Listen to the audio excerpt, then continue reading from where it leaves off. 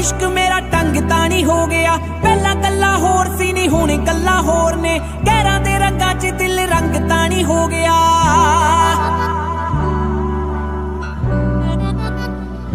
नी वहम दूर जाई करके तेरे फेर ना रहां च मैं खलो जवां